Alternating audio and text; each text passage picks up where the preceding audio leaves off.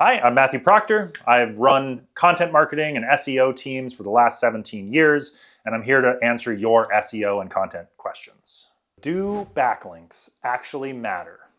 Or are SEOs just selling them for fun?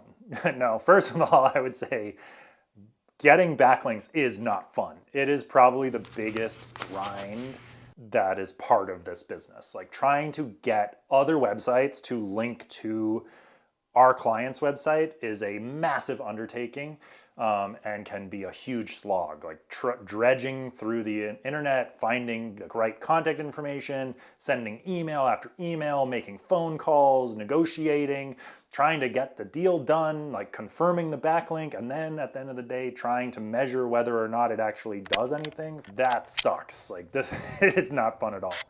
However, it works. I have seen time and time again, no matter how much Google says it's not a thing and that you shouldn't worry about it, link building, getting other people, other websites to put a contextual and relevant backlink to one of your pages is one of the biggest correlations to, improvements in your performance in SEO. Honestly, back in the day, when I was asked this question, 10, 15 years ago, I would say, look, 10% of the impact of the work you're doing in SEO is on your website. The content you make, the technical changes you make, like all that stuff, that's just 10% of what actually matters. The other 90% are who is linking to you and how many people are linking to you, how often are they linking to you, and what are they linking to you about.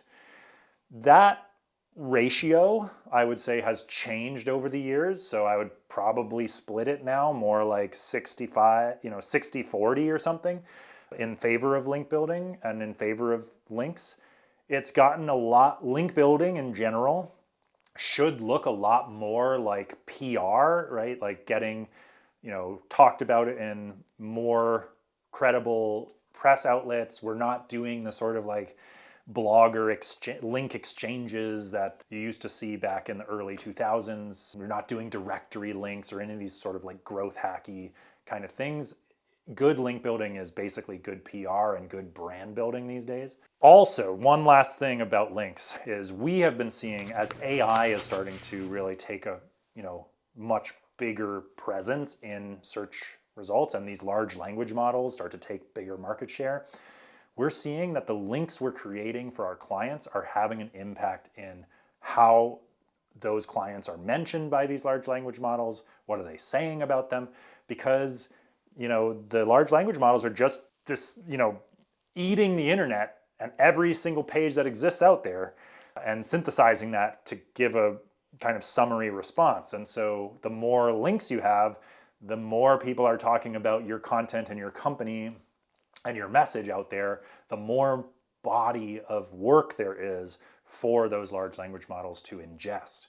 And so we have seen a correlation between how many links we drive to them and whether or not we can move them up in brand mentions and citations and these like AI overviews and things like that. How important is internal linking really? So internal linking is all of the links that are on your own website. They're not other people linking in.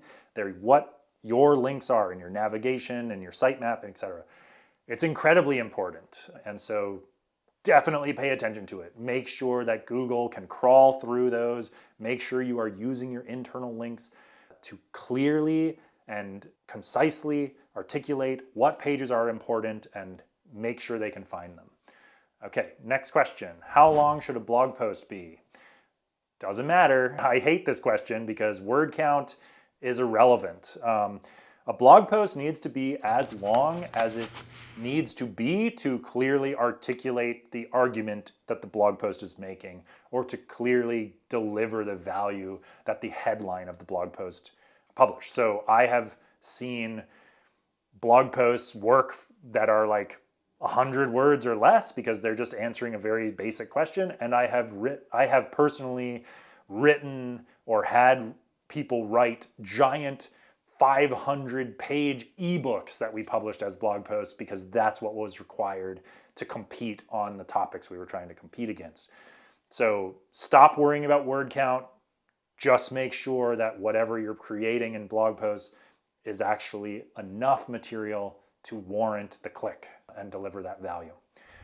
So lastly, do we need one author bio or 20 author bios? I mean, there's not really a right or wrong answer here. I would say in general, the author bio on a blog has become increasingly important as Google and these large language models are looking for signals of credibility. So having an author bio that is a real person with real subject matter expertise that links to all of their like other author bios or LinkedIn profile or Twitter profile or Facebook profile or Instagram profile or whatever, that's super important. Doesn't matter how many authors you have, just matters that you have them. If I'm trying to hire an agency, what should I avoid and what should I look out for? Not all SEO is the same. There is an agency model out there.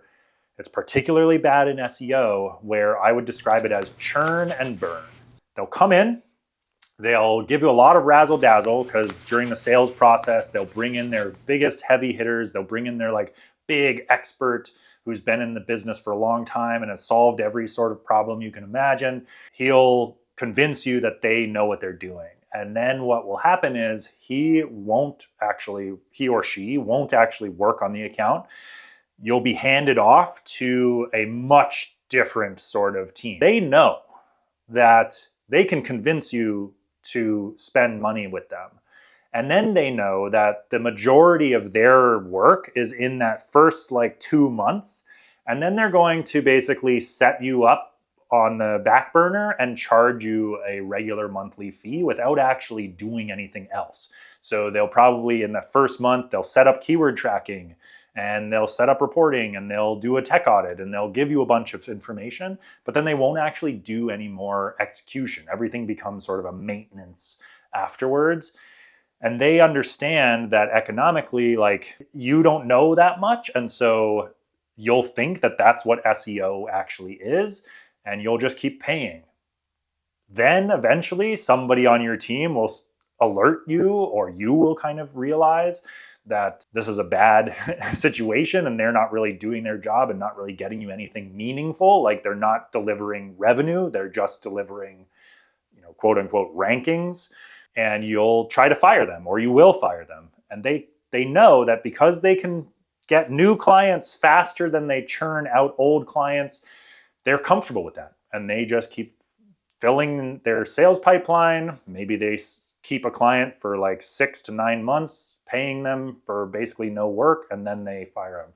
So that's where I would be really careful. And that tends to, unfortunately, pick on the little guys a lot.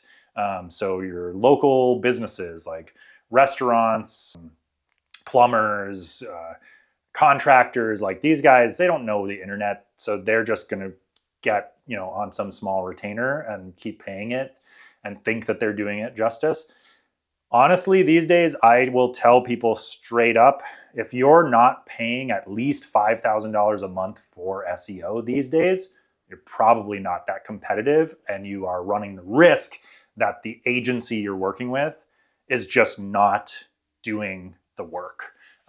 Because economically, it's not going to make sense if you really are trying to win in this field. This is my favorite question because I hate it. I have gotten this my entire career, and honestly, my career has been built almost with a chip on my shoulder to sort of prove that this is not correct.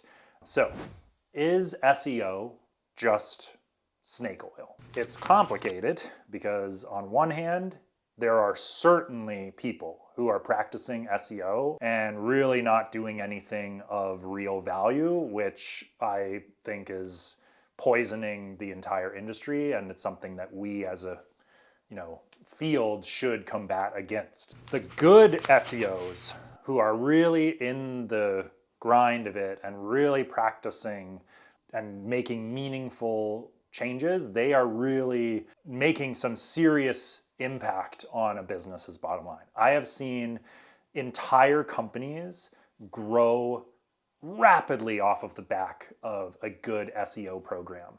When I started my career, I started out as a copywriter and I stumbled into what you would now call like an SEO forum or an SEO community. They weren't even calling it SEO back then. It was like they were trying to build niche sites for passive income.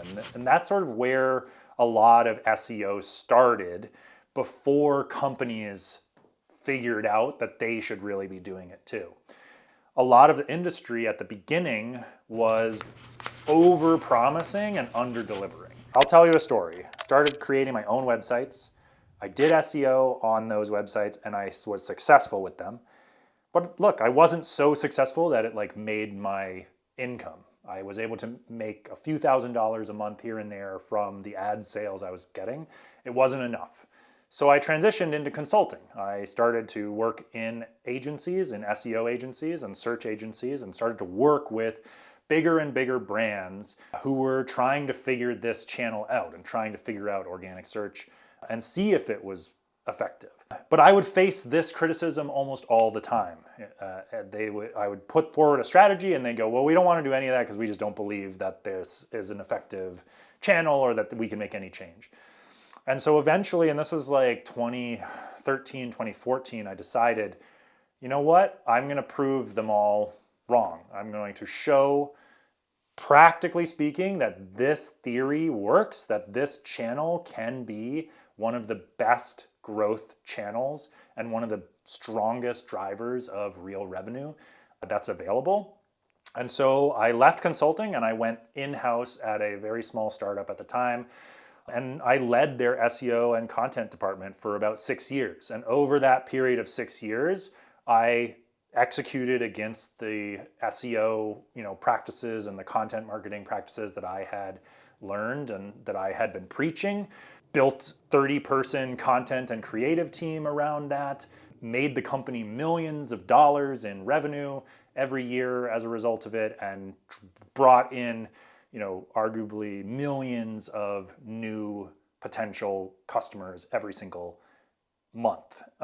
And so, I remember about midway through my tenure at that startup, as we were just like growing exponentially off the back of the SEO work that we were doing, I remember being like, look, I did it. I don't have anything to prove anymore. It's there in plain black and white. And so if you still think modern SEO is snake oil, I would encourage you to look at some of the budgets of the big companies and how much they are actually spending year after year on this channel. If it was snake oil, these corporations would not be wasting billions of dollars on this industry. It does work. You just have to give it time, and you have to find the practitioners who actually know what they're doing. And not only do they know what they're doing, but they can push through your organization and affect change on the website, affect change on your PR, affect change on your product. All of that kind of stuff is required to make SEO function properly and to get the kind of like big exponential results everybody promises. So it's not snake oil, but it is hard. If you have a marketing question, drop it in the comments. I'll try to answer it.